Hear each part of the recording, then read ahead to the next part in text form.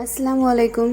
இன்றைக்கி நான் வாழைப்பூவை பற்றி நிறைய மருத்துவ பயன்களை சொல்ல போகிறேன். முதல்ல இது பிளட் சுகர் பேஷண்ட்ஸ்க்கு ரொம்பவே நல்லது, ஹார்ட் பேஷண்ட்ஸ்க்கும் ரொம்ப நல்லது. இது கிட்னி ஃபங்க்ஷனிங்க்கும் கிட்னி ஸ்டோன் ப்ராப்ளம்க்கும் இது ரொம்ப நல்லது. அது மட்டும் இல்லாமல் நம்ம பெண்களுக்கு யூட்ரஸ்க்கும் ரொம்ப நல்லது. ஸோ இதில் ஒரு நல்ல ஹெல்த்தியான ரெசிபி நான் உங்களுக்கு சொல்ல போகிறேன். இதை செய்கிறதுக்கு 1/2 மணி நேரத்துக்கு முன்னாடியே கடலைப்பருப்பு ஊற வச்சுருங்க. ஸோ 1/2 மணி நேரத்துக்கு அப்புறம் மிக்ஸி ஜாரில் இந்த கடலைப்பருப்பு போட்டுட்டு ஜீரகம், பெப்பர், அப்புறம் உப்பு இதை போட்டுக்கோங்க.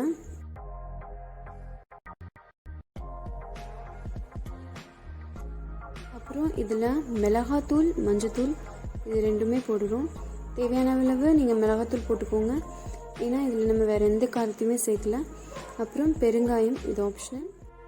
அப்புறம் கொத்தமல்லி, புதினா. நான் புதினா மட்டும்தான் போட்டிருக்கேன், நீங்கள் கொத்தமல்லியும் போட்டுக்கலாம். ஸோ நான் வாழைப்பூ முதலே ஆஞ்சு வச்சுருக்கேன்.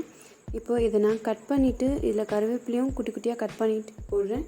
அப்புறம் அந்த மிக்ஸ் பண்ண நம்ம கடலைப்பருப்பு மாவையும் இதில் நல்லா மிக்ஸ் பண்ணிக்க போகிறோம். ட்ரையாக மிக்ஸ் பண்ணால் தான் வடை நல்லா கிறிஸ்பியாகவும் டேஸ்ட்டாகவும் வரும்.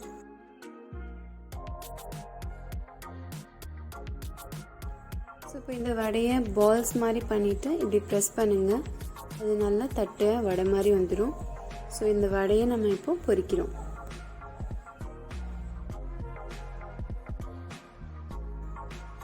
நீங்கள் இதை மீடியம் ஃப்ளேமில் வச்சுக்கோங்க.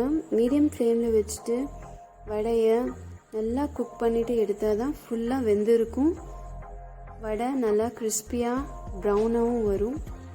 ஸோ அந்த டேஸ்ட் தான் உங்களுக்கு ரொம்ப நல்லாயிருக்கும். சாஃப்டாகவும் இருக்கும், உள்ளே வெந்ததுக்கப்புறம் ரொம்ப கிறிஸ்பியாக, ரொம்ப ஹார்டாக இல்லாமல் சாஃப்டாக வரும் வடை.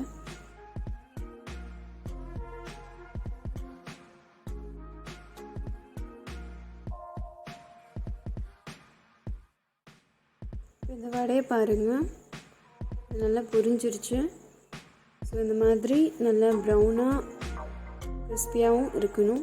இப்போ இதை மீடியம் ஃப்ளேமில் வச்சதுனால உள்ளேயும் நல்லா குக்காய் சாஃப்டாக இருக்கும். இந்த வடையை பாருங்கள், இது நல்லா கிறிஸ்பியாக இருக்குது, இது நல்லா பொரிஞ்சிருச்சு. ஸோ இன்றைக்கி நம்ம வாழைப்பூ வடை ஹெல்த்தியான ரெசிபி.